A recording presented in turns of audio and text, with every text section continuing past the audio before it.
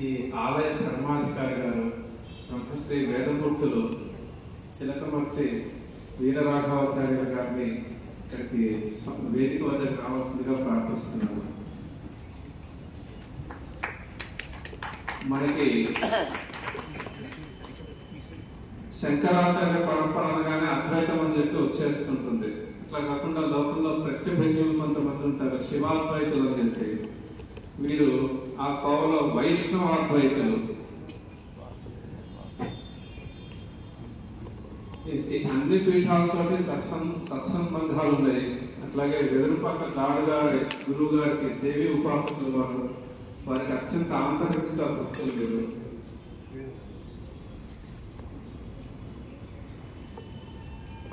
ఇప్పుడు ఇవాళ ఈ కార్యక్రమానికి విచ్చేసినటువంటి కంచి పరమాచార్యుల వారి అనుగ్రహం పరిపూర్ణంగా పొందినటువంటి ఒక మహాపండితులు, మహాపురుషులైనటువంటి బ్రహ్మశ్రీ మద్దులపల్లి దత్తాత్రేయ శాస్త్రి గారు, వారిని కూడా ప్రవచనం చేయమని చెప్పి కోరుతున్నాము. వారి పరిచయం అంటే తర్కశాస్త్రము, వేదాంత శాస్త్రము, వ్యాకరణ శాస్త్రము, ఇలా అన్ని శాస్త్రాలను తలస్పర్శి అయినటువంటి పండితులు. మామూలుగా శాస్త్ర పండితులు సభలకు ఎక్కువగా వెళ్తుంటారు, విద్యాబోధన చేస్తుంటారు. వీరు కేవలం భాగవతాన్ని ఉపాసనగా పెట్టుకొని అవన్నీ కూడా విరమించుకొని పూర్తిగా తపోమయమైనటువంటి జీవనంలో ఉన్నారు. ఇంతకుముందు వారు ఆంధ్ర యూనివర్సిటీలో సంస్కృతం హెడ్ ఆఫ్ ది డిపార్ట్మెంట్గా ప్రొఫెసర్గా వారు రిటైర్ అయినారు. ఆయన ప్రస్తుతం పూర్తిగా తపోమయమైనటువంటి జీవనంలో ఉన్నారు వారు. ఇవాళ వారు కూడా ఇక్కడికి రావడం నిజంగా మనందరి అదృష్టం. స్వామి వారే అన్నారు, ఇప్పుడే అన్నారు, భాగవత భిక్ష ప్రసాదించారు వారని చెప్పి. అలాంటి మహనీయులైనటువంటి ఆ పండితుల్ని మనం దర్శనం చేసుకోవడం కూడా స్వామి వారికి చాలా ఇష్టం. కంచి పరమాచార్య వారికి అత్యంత ఇష్టమైనటువంటి పండితులు వారు. వారిని కూడా ప్రవచనం చేసి మనందరినీ అనుగ్రహించవలసిందిగా ప్రార్థిస్తున్నాను.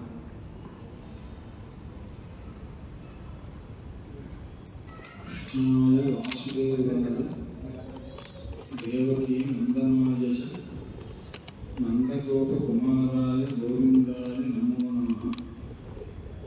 కల్లోలితేన కరుణాసలేలితేన కర్మాశుతేన కమనీయ ముస్మితేన మంచితేన తవ కించన కుంచితేన కామాక్షితేన శిశిరీకుడు వీక్షితేన శ్రీ కామకోటి పీఠ ప్రభవ శ్రీ చంద్రశేఖర యతీంద్రా సర్వమత భక్త వందిత చరణాబ్జా జ్ఞానదాశ్చ విజయంతి. పరమ పూజ్యులు పరమహంస పరివ్రాజకాచార్యులు తపోవనాధిపతులు శ్రీ శ్రీ శ్రీ సచ్చిదానంద సరస్వతి మహాస్వామి వారి పాదపద్మాలకు సహస్రధ నమస్కారం చేసి ఈ పరమ పవిత్రమైనటువంటి ఒక సన్నివేశం కాంచీ శ్రీచరణుల జగత్తులు చంద్రశేఖరేంద్ర సరస్వతి మహాస్వామి వారి యొక్క ఆరాధన ఉత్సవం. ఈ సందర్భంగా భక్తజనులు సమావేశమై స్వామివారి యొక్క అర్చన మొదలైనటువంటి కార్యక్రమాన్ని చేసుకొని ఆ సందర్భంలో స్వామివారి యొక్క అత్యంత అంతరంగ శిష్యుడిగా చెప్పబడుతున్న జనార్దనానంద సరస్వతి స్వామి వారికి అత్యంత అంతరంగ శిష్యుడిగా చెప్పబడుతున్న సచ్చిదానంద సరస్వతి మహాస్వామి వారి ఇక్కడికి రావటం, ఇది ఎవరి సంకల్పము అంటే పరమాచార్య వారి సంకల్పమే తప్ప ఇంకొకటి కాదు. ఎందుకంటే ఎవరు రావాలి ఎవరు రాకూడదు కూడా ఆ పరమాత్మ చైతన్యం యొక్క అధీనంలోనే ఉంటుంది అని నమ్మే వాళ్ళలో నేను కూడా ఒకటి. అటువంటి ఒక సన్నివేశం స్వామివారి యొక్క మహిమలు అందరూ కూడా చాలా విశేషంగా ఎవరికి వాళ్ళు కృష్ణ పరమాత్మ మధ్యలో కూర్చోంటే గోపబాలుగులతో చుట్టూ కూర్చుంటే పరమాత్మ నాకేసే చూస్తున్నారు అన్నట్టుగా అనిపించేది. ఈ విధంగా కమలం యొక్క కర్ణిక అంటే మధ్యలో బొట్టు ఉంటుంది, ఏ రేపు చూసినా తన ఎదురుగా ఉన్నట్టు అనిపిస్తుంది. అదే రీతిగా పరమాత్మ యొక్క అభిముఖంగా ప్రతి గోపబాలుడు నేనున్నాను అనుకుంటుండేవాడు. అలాగే స్వామివారితో 10 నిమిషాలు పరిచయం ఉన్నా, 10 రోజులు పరిచయం ఉన్నా, 10 సంవత్సరాలు పరిచయం ఉన్నా, ఒక్కొక్కళ్ళ అనుభూతి ఒకటి నాతో చాలా విశేషమైన అనుగ్రహం నా పట్ల చూపించారని అనుకుంటారు. ఆ రకంగా స్వామివారి అనుగ్రహాన్ని పొందడం మా నాన్నగారి యొక్క కుమారుడుగా నేను ఉండటమే. ఎందుకంటే వారు తర్క వేదాంత శాస్త్రాల్లో ఒక నిధిగా పేరుగా వారు మా తండ్రి గారు మహామహోపాధ్యాయులు. వారు పరమాచార్యులు వారి యొక్క అత్యంత భక్తులు, నిరంతర భక్తులు. ఎందుకంటే వారికి ఎప్పుడు స్వామివారి దర్శనం కానప్పుడు ఒకసారి కాళహస్తి నుంచి స్వామివారు నెల్లూరు వచ్చారు. పరమాచార్యులు వారు నెల్లూరు వచ్చినప్పుడు మా తండ్రి గారు నెల్లూరులో ఉపన్యాసం చెప్పడానికి పిలిస్తే వచ్చారు. ఆ సందర్భంలో వారు స్వామివారు ఎక్కడో వేదిక మీద ఉండి మా నాన్నగారిని పేరు పెట్టి పిలిచారు. మా నాన్నగారి స్వామివారితో అదే ప్రథమ దర్శనం. ఒకసారి కాదు 2 సార్లు పేరు పెట్టి పిలిచారు. పిలిస్తే మా నాన్నగారు దూరంగా నమస్కారం దర్శనం చేసుకుంటామని దూరంగా వచ్చారు. మీ పేరే పిలుస్తున్నారని వెళ్ళండి అని అంటే అప్పుడు మా తండ్రి గారు వెళ్ళి వారి పాదాలకు నమస్కారం చేసి సాష్టాంగ నమస్కారం చేస్తే ఆ తర్వాత ఒక్కసారి ఇలా చూచారు స్వామివారు మా తండ్రి గారు. ఆపాదమస్తకం ఒక్కసారి చూస్తే మా నాన్నగారు చెప్పారు, నాయన స్వామివారి దర్శనం అనేది మొదలు, నా జీవితంలో దారిద్ర్యం అనేది కానీ కష్టం కానీ లేదు అబ్బాయి అని ఉండేవారు. అంతకుముందు స్వామివారు మాట్లాడిగారు, మీరు ఎక్కడ ఉంటారంటే విజయవాడ, ఇక్కడికి ఎందుకు వచ్చారంటే ఉపన్యాసం చెప్పడానికి రమ్మంటే వచ్చారంట. వాడు పిలిస్తే వచ్చారా మీ అంతటా మీరు వచ్చారా అని అడిగారు స్వామివారు. అదొక సన్నివేశం ఎలా జరిగిందంటే అప్పుడు చాలా ఆర్థికంగా చిక్కుల్లో ఉన్న సందర్భంలో ఎవరన్నా పిలిస్తే చెప్పడానికి నేను సిద్ధం అన్నారు. నెల్లూరు నుంచి ఒక ఆయన వస్తే నేను ఏర్పాటు చేస్తానండి అన్నారు. అంటే స్వామివారితో మా నాన్నగారు అన్నారు, నేను ఒక రకంగా అడిగినట్టు అయిందండి, వాడు పిలిచినట్టు అయిందండి, అలా వచ్చాను అన్నారు. ఈ మాట అన్న తర్వాత ఇంత పండితుడికి ఈ దశ అని ఒక్కసారి ఆపాద మస్తకం చూచారట. అప్పటి నుంచి ఆయన నాకు దారిద్ర్యం లేదు అబ్బాయి.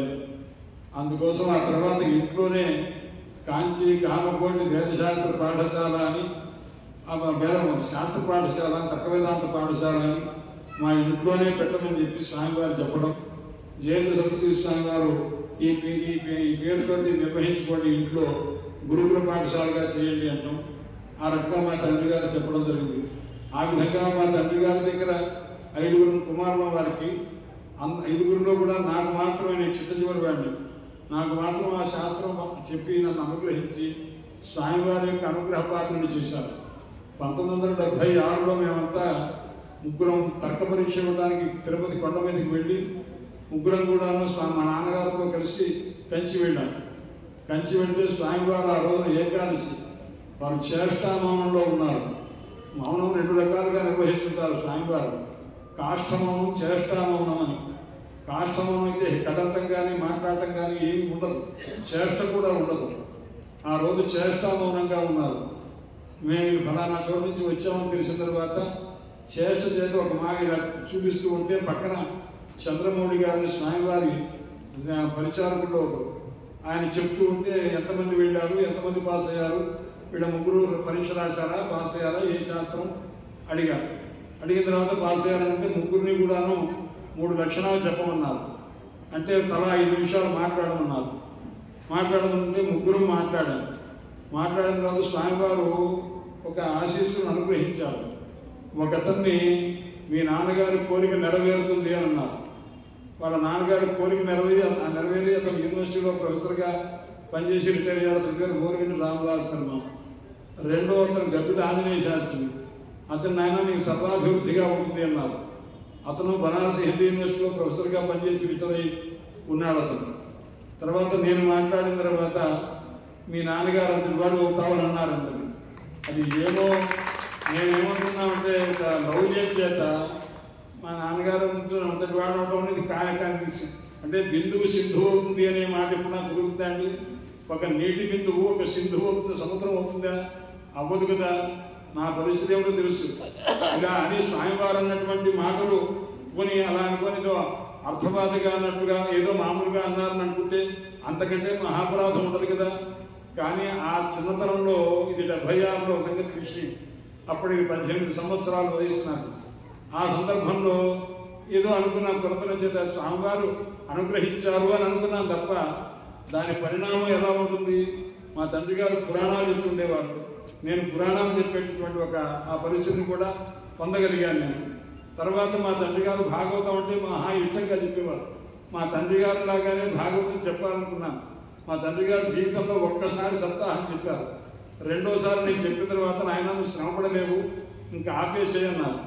అలాగే ఆపేసిన తర్వాత మళ్ళా ఒక 10 సంవత్సరాల తర్వాత మొట్టమొదట భాగవత సప్తాహం నేను జీవితంలో మొట్టమొదటి చెప్పింది స్వామివారి సన్నిధానంలోని 2000 సంవత్సరంలో స్వామివారి ఆశ్రమంలో కూర్చొని వారు నేను రోజు భాగవతం గురించి మాట్లాడుకుంటుంటే సప్తాహం చెప్తే ఎలా ఉంటుంది అన్నారు. నేను కష్టం నా వల్ల కాదేమోనండి అన్నాను.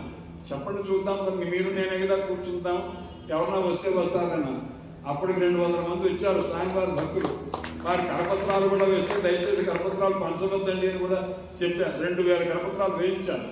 ఎందుకంటే నాకు ప్రథమం, నేను ఎలా చెప్తానో నాకు తెలియదు. అందుకోసం వారికి ఏమో నా ఎందుకు వాత్సల్యం ఎక్కువ.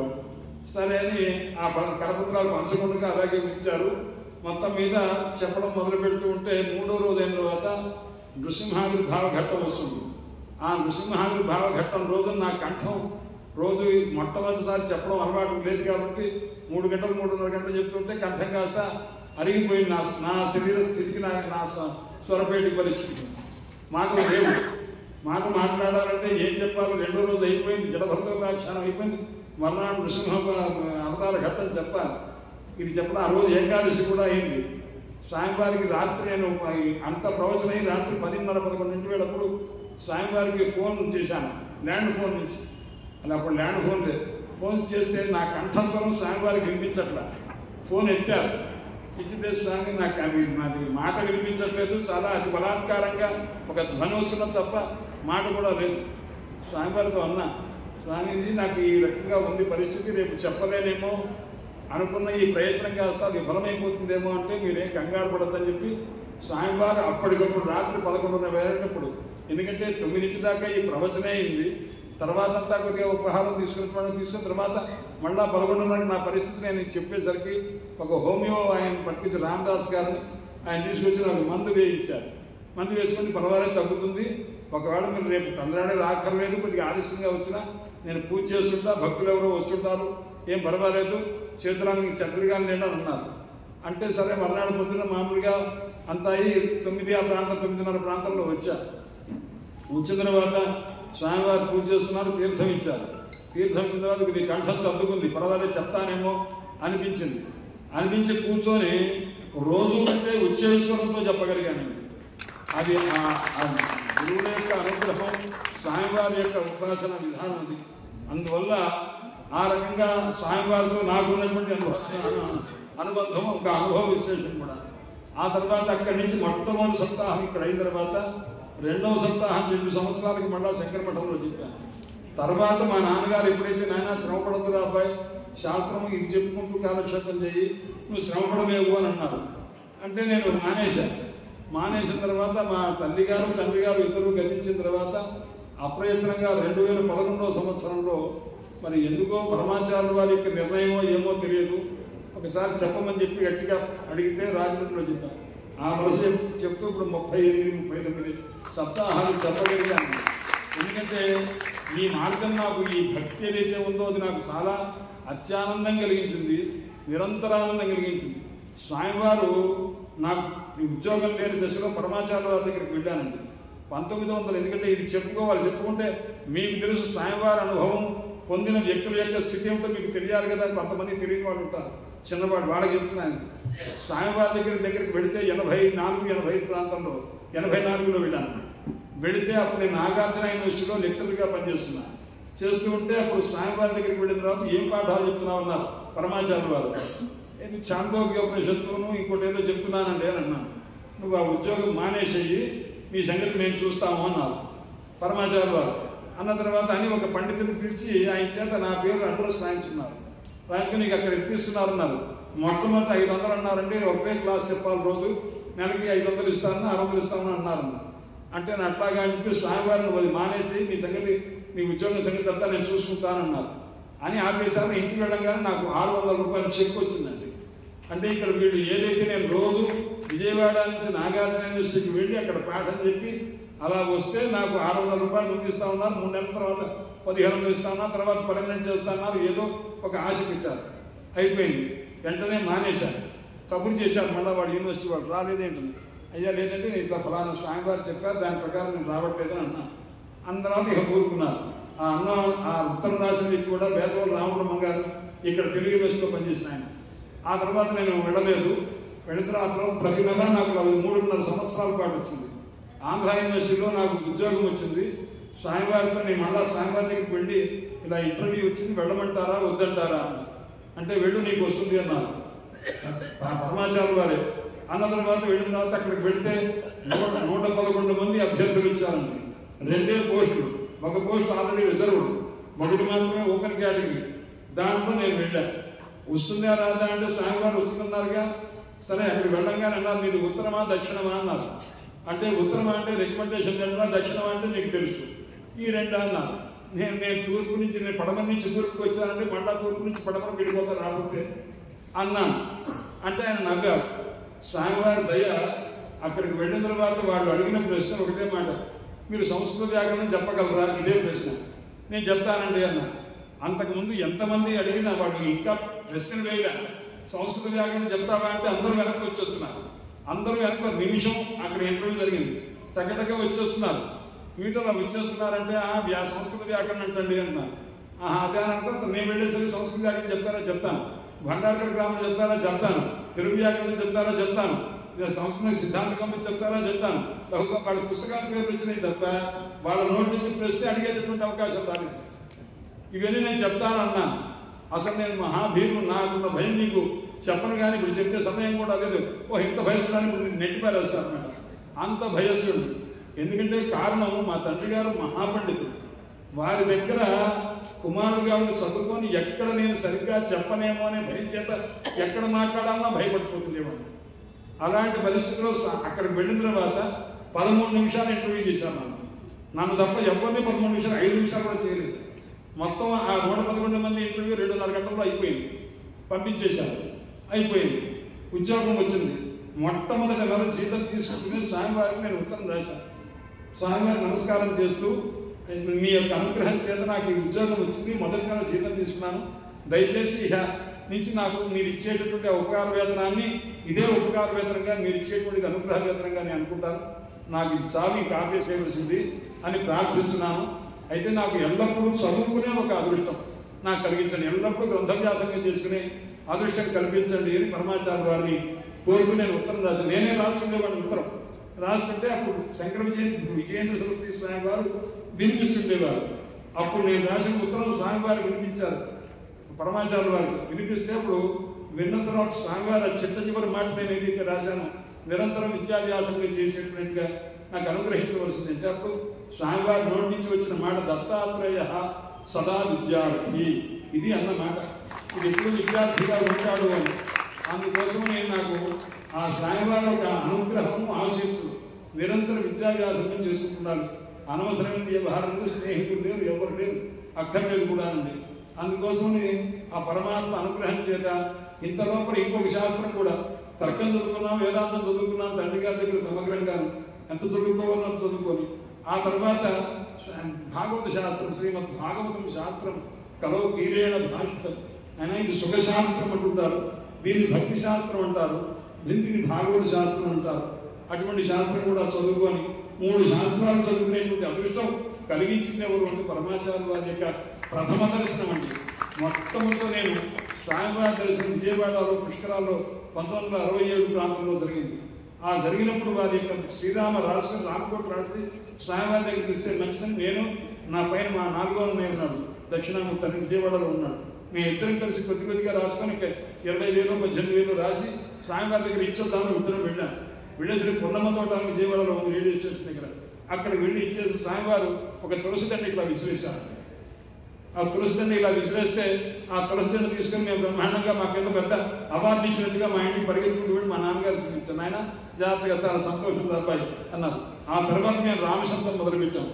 రామశబ్దం మొదలుపెట్టిన తర్వాత ఇంట్లోనే కూర్చొని నాకు బడి తెలియదు కాలేజీ మాత్రం ఒకసారి భాషాపూర్వక వెళ్ళాను తప్ప బడి మొహం చూడలేదు. నేనేనాడు ఇంట్లో కూర్చొని చదువుకున్నది.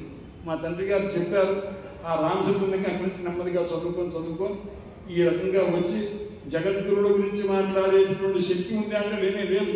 ఎందుకంటే మహిమ్న స్తోత్రం అనే ఒక స్తోత్రం ఉంది. పుష్పదంత గంధర్వుడు రాశాడు, మధుస్థీత వాత పరమమృతం నిర్మితమతస్తవ బ్రహ్మంకిం వాగ విశ్రకురో విస్మయపుతం మమ త్వేతాం వాణి గుణగధన పుణ్యేన భవత పునామి చర్చేస్మిన్ పురమధన బుద్ధిర్వ్యవసిత అని. ఆయన ఏ పరమాత్మ యొక్క ఉచ్ఛ్వాస నిశ్వాసంలో నుంచి వేదములు ఆవిర్భవించినవో, ఏ నిశ్వాసం నుంచి ఆ వేదాలు ఆవిర్భవించినవో అట్టి ఓ పరమేశ్వర నిన్ను గురించి నేను వర్ణించడం అంటే నా వల్ల అవుతుంది ఆ స్వామి, అవ్వదు. కానీ వర్ణించాలని కోరిక ఉన్నది. ఎందుకు వర్ణించాలి అంటే ఎలా నా వాక్కును పవిత్రం చేసుకోవాలనే ఉద్దేశంతో నేను చెప్తున్నాను తప్ప మీ గురించి చెప్పగలిగి చెప్పడం కాదు అని. పుష్పగంధం గంధర్వుడు ఈ విధంగా అన్నాడు. స్వామివారి యొక్క వైభవాన్ని నన్ను చెప్పడం అంటే సామాన్య విషయం కాదు. ఎవరెవరి అనుభూతి. గణేశన్ గారు ఉన్నారు, వారికి విశేషమైన అందరికంటే వయోవృద్ధులు జ్ఞానవంతులు కూడా స్వామివారి యొక్క పరిచర్య చేసినటువంటి వారు, సాన్నిహిత్యం పొందిన వాడు.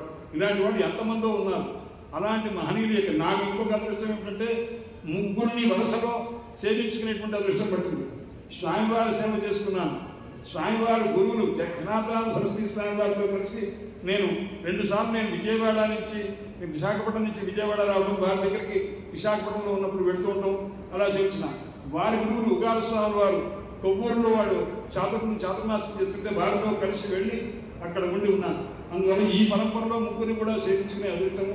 వీళ్ళకి ప్రధానమైనటువంటి గురువులు ఎవరైతే ఉన్నారో జగద్గురుడు పరమాచార్యుల వారి యొక్క దర్శనం, వారిని కూడా ఇంత సన్నిహితంగా కూర్చొని నా దగ్గర నువ్వు వాక్యార్థం చేయి అని స్వామివారు చెప్పారు.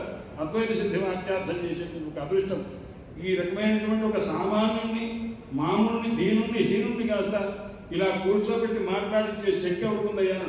అయ్యా మూకం కరోటి వాచారం పంగుం లంఘయతేగిరి యత్కృపాత మహమ్మందే పరమానంద సద్గురు అని. ఇది ఎక్కడిది అంటే శ్రీధర స్వామి వారు చెప్పినటువంటి శ్లోకం. మూకం కరోటి వాచారం అంటే మామూలుగా అందరికీ తెలిసిన మాట. మూగవాణ్ణి కాస్త వాచారుని చేస్తారండి అంటే బాగా మాటలు వచ్చిన వాడిని చేస్తారు అని. ఎలాగంటే ధ్రువుడికి ఏం మాటలు రావు పెద్దగా. అమ్మ నాన్న ఈ మాటలు మాట్లాడుతున్నామంటే భగవంతుడి గురించి చెప్పే మాటలు చేత కాదు.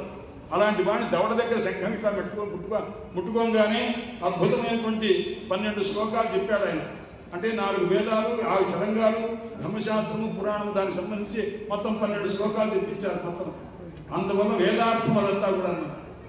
పంగుల్లం ఘయతేగిరి అంటే అరుణుడున్నాడు సూర్యుని యొక్క రథసారు. అటువంటి వాడిని కాస్త రోజు కూడా ఉదయాత్తుని కాస్త దాటి వచ్చేట్టు చేశారని దీనికి వ్యాఖ్యానం చెప్పారు. దీని పెద్దలు ఇంకొక మాట చెప్పారు.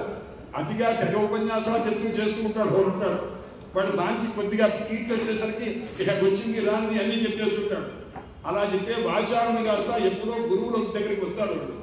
అంటే అయ్యా ఇంత కీర్తి సంపాదించాను. ఒక్కసారి గురువు యొక్క వీక్షణ జరుగుతుంది. అంత బ్రహ్మాండంగా చెప్పేవాడికి సరే తక్కువ మూగవాడైపోతాడు. అంటే మాట్లాడటం మానేస్తాడు, భగవద్ధ్యానం చేసుకుంటాడు, అంతర్ముఖుని చేస్తాడు. కాబట్టి వాచారం మూకం కరోతి, మూకం వాచారం కరోతి. మూగవాడిని వాచారుడుగా చేస్తారు. అతి వాచారుడుగా లోకంలో అతి ఉపన్యాసాలు చెప్పి వాళ్ళకి వీళ్ళకి ఇట్లాంటి వీడి పరమార్థం తెలుసుకోలేకపోతాడు. ఒక్కసారి నాయన జాగ్రత్తగా ధ్యానం చేసుకో అనగానే ఆ మాటకి వాడు వాచారుడు మూకుడైపోతాడు అన్నమాట. పంగున్నం గయతేగిరి పర్వతాలు దాటేటువంటి వాడిని ఇది ఎటు చోట తెగ తిరుగుతుంటాడు అనమాట. ఇలా అలా కాదనమాట. ఇవాళ ఒక చోట రేపు ఒక చోట అలాంటి వాడిని పంగుంత రోజు వాడిని కాసేపు ముందు వాళ్ళకి ఇంట్లో పడేస్తారనమాట. ఏది గురువుల యొక్క అనుగ్రహం కలిగితే పారమార్థిక దర్శనం చేతనమాట. అటువంటి జగద్గురుల యొక్క దర్శనం చేత కృతార్థులయ్యాం. వారిని స్మరించడం కూడా దర్శనంతో ఏమాత్రము తేడా లేదు జగద్గురుల యొక్క చరిత్ర అంటే. అందువల్ల అటువంటి మహనీయుల యొక్క ఆ ఆరాధనోత్సవ సందర్భంలో మనం ఏదైతే సమావేశమై యతీశ్వరుడు యొక్క దర్శనం చేసుకొని మహనీయుల యొక్క దర్శనం చేసుకున్నాం, వారి భాషను విన్నాము, జగద్గురుల యొక్క ఆ పూజను చూచాము. మనం నేత్రోత్సవం అంటే కంటితో చేసేటువంటి ఒక యజ్ఞం అంటారు దీన్ని.